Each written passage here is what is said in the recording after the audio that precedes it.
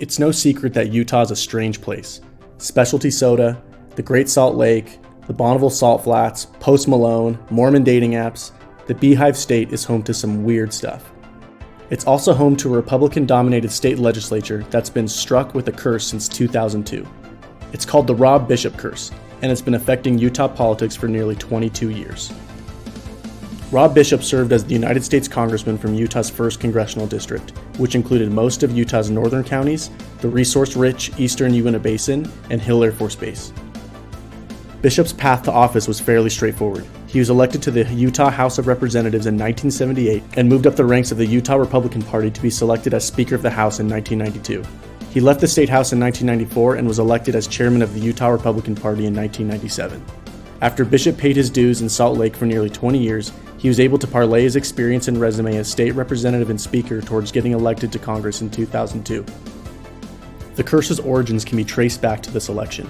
Not only was Bishop's victory in 2002 the last time a Utah House Speaker was elected to a federal office, it's the last time any Republican member of Utah's legislature has been elected to a federal office or directly to the governorship. After being elected to represent the 1st Congressional District in 2002, Bishop retired in 2021 and was replaced with businessman and Foreign Service agent Blake Moore.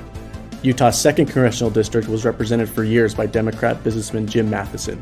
Redistricting forced him to run for a new district, and he was succeeded by former Air Force pilot and businessman Chris Stewart in 2012. Stewart retired midterm in 2023 and was replaced by lawyer and congressional staffer Celeste Malloy.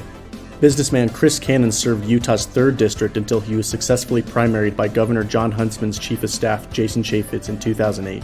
Chaffetz was elected 5 times before retiring and being replaced by Provo Mayor John Curtis in 2017. Utah's 4th Congressional District was created after the 2010 U.S. Census and was first represented by Democrat Jim Matheson before he retired and was replaced by Saratoga Springs Mayor and Republican Mia Love in 2014. Love was then defeated by Salt Lake County Mayor and Democrat Ben McAdams in 2018. McAdams' defeat of Love marked the only time a state legislator has been elected to federal office since 2002, as he served as a Democrat state senator prior to serving as county mayor.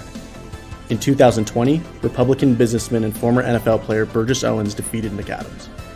The governorship hasn't been any luckier for speakers or Republican legislators. Businessman Mike Leavitt stepped down from the governor's office in 2003 to run George Bush's EPA. His Lieutenant Governor Olene Walker assumed the office and had experience in the State House, but she was defeated in the Republican primary by businessman and diplomat John Huntsman in 2004. When Huntsman left office in 2009 to become ambassador to China, his Lieutenant Governor and former County Commissioner Gary Herbert succeeded him and was re-elected 3 times. When Herbert retired, Lieutenant Governor Spencer Cox was elected to take his place in 2020.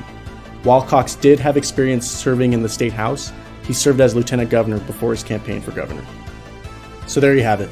Despite countless House speakers and Republican legislators running for higher office in Utah, Rob Bishop remains the last one elected to federal office or the governorship. How many more years will this curse last? It's hard to say, but there's no shortage of candidates willing to try to break it in 2024. Mitt Romney is retiring from the U.S. Senate, and former Utah Speaker of the House Brad Wilson is running to fill that seat. Congressman John Curtis is also vacating his seat to run for the Senate, and the race to replace him has attracted candidates with experience in the state legislature. And with Governor Spencer Cox up for re-election, current state rep Phil Lyman is running his own long-shot primary challenge. Maybe 2024 will be the year the Rob Bishop curse is finally broken. Or maybe being elected to the Utah State Legislature as a Republican or serving as Speaker will continue to be the kiss of death for people's political ambitions. Either way, at least Mitt Romney's leaving office. Don't burn yourself. These are all wishes I'm getting. Dude, just blow your candles out like the rest of us. Come on.